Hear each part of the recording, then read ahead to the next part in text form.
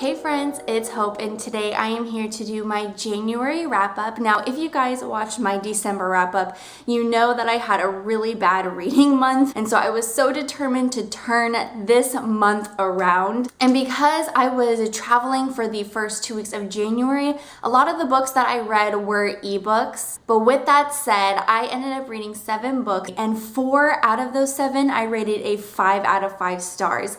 For the books that I did do a non-spoiler book review, I will link that down below. So because I was in such a rut with reading and liking books from the month of December, I knew I needed to pick up a new adult book and start my month off with that, because new adult just kind of gets me out of that funk. I don't know what it is about it, but it just does.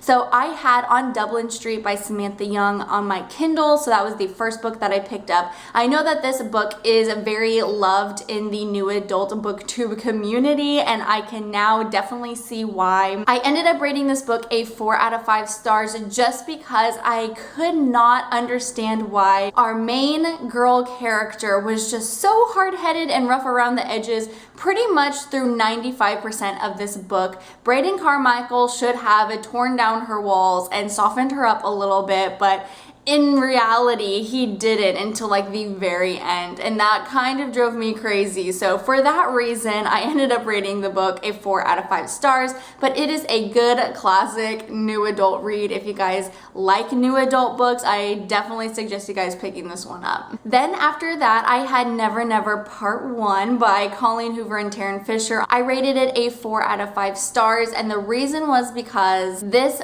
book is definitely the setup for part 2 and part 3. So there wasn't like a lot of content that I could really base this rating on. So I felt a little silly giving it a 5 out of 5 stars because I kind of wanted more. Part 1 definitely gave off some major Mara Dyer vibes, where the reader has a lot of questions but very little is addressed and answered. So yeah, hopefully we get a little bit more answers in part 2. And I know part 3 just came out, so I need to get my greedy little hands all over that. The next book I read was Wolf by Ryan Groden, and I read her previous book, The Walled City, which is a YA standalone dystopian book, and I really loved it. So I knew I wanted to get my hands on this, and I'm so glad that I did.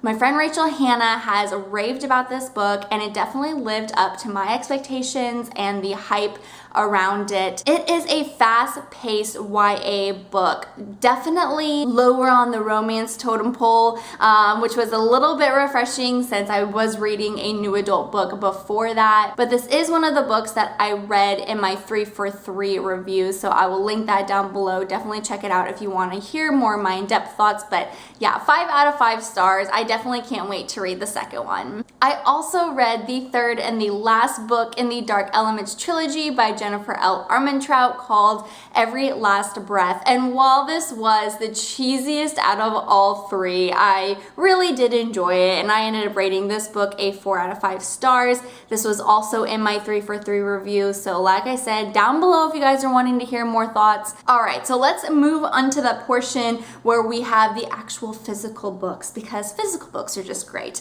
Okay, so you guys know that in December I was listening to the Night Circus on audiobook, and I continued to listen to Night Circus on audiobook through my travels. Erin Morgenstern has the most beautiful way of writing a story. This book was so magical and whimsical, and I could not get enough. I love fast-paced books, so I was really hesitant on picking up the Night Circus because I had heard that it moves a lot slower because things are so descriptive, and that's why I opted to listen to the audiobook. So if you guys are like me and you like faster-paced books, definitely pick up the audiobook narrated by Jim Dale. I think that it would allow you to enjoy the story a little bit more, and I found myself going back to the book and rereading some of the passages that I really liked. And I think one day I will probably pick this book back up and read it from beginning to end. One last thing I do want to say about this book is I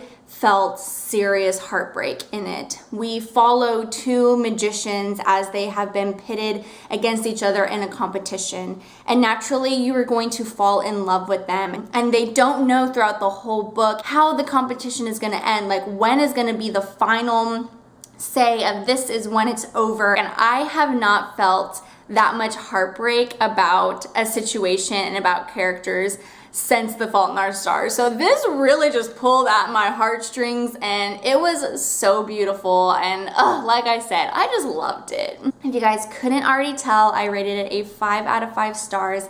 I absolutely adored it. The next book I read was a book that I did not think I was going to be reading in January because I didn't own it until last week. And that was Redeeming Love by Francine Rivers.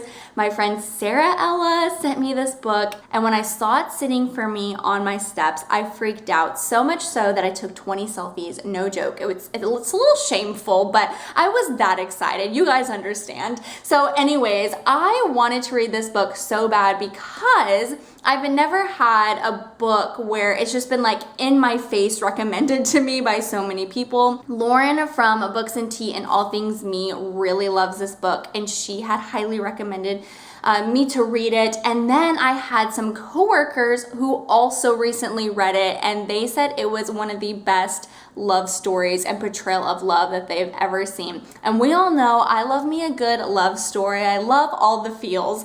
So naturally, I added it to my TBR. Sarah is so amazing. She saw it on my Goodreads and she sent it to me because she also really loved the book. And so here I am holding this book up because I read it in 48 hours. Yeah, that happened. This thing is like a little over 450 pages. It is a thick book, but friends, let me tell you, it was amazing. So let me tell you a little bit about this book. This is gonna sound super crazy, but just hang in there with me. We follow our main character, Angel, and from a young age, Angel has felt betrayed by men. Growing up, she knew she had a father, but he was never really around. And when he finally did come around, he was very vocal about never wanting anything to do with her. So from a young age, she felt that neglect and betrayal.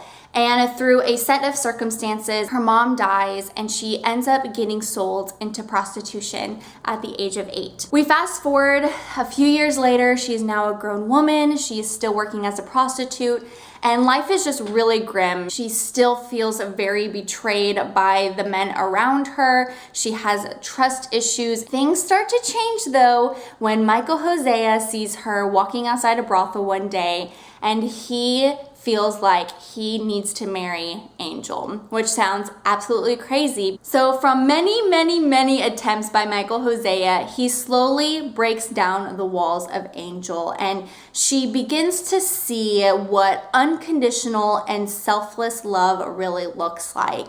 This book took such a toll on me. It was so beautiful, just the story that is portrayed. It is actually based off of the book Hosea in the Bible, but you do not need to read that first before reading this. But knowing that it does a great job at weaving together Michael Hosea's love for Angel, his unconditional, selfless love, no matter what has happened to her in the past or things that she's done, he was gonna love her through and through, and it just wove together God's love for us as people. So I thought it was so beautifully done. I was in tears, and I just adored it so much. It did give me feelings of frustration though, because Angel could not see how great Michael Hosea was, and I wanted to time travel back into the 1850s and smack her over the head with this very book, because Michael Hosea is like the best person ever. I mean, if you guys end up reading this,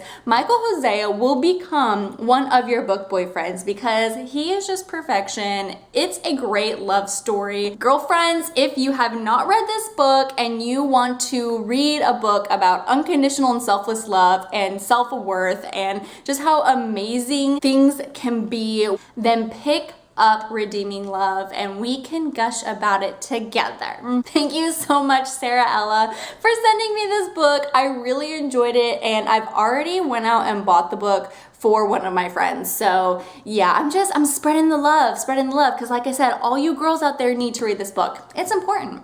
And that brings me to the last book that I read this month, which is kind of funny because the book I'm about to show you is a very different story about love. So this one definitely has a little bit more of a happy vibe because it's like all the great things that can come from love and being loved.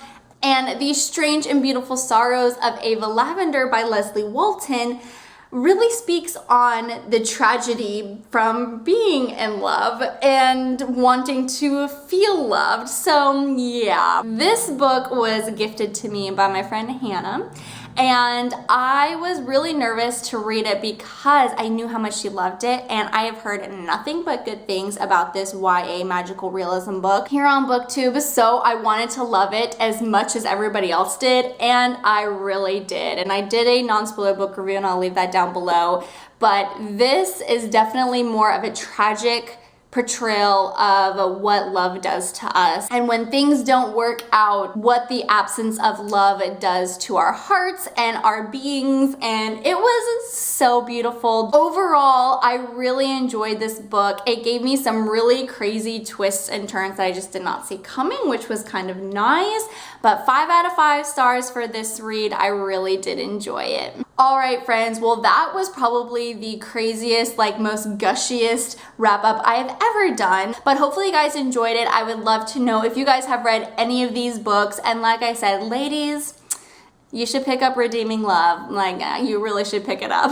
All right, I'm gonna get off my little preacher soapbox. Well, like I said, that does it for me. I hope you guys have a wonderful day, and I'm sure I will see you soon. Bye.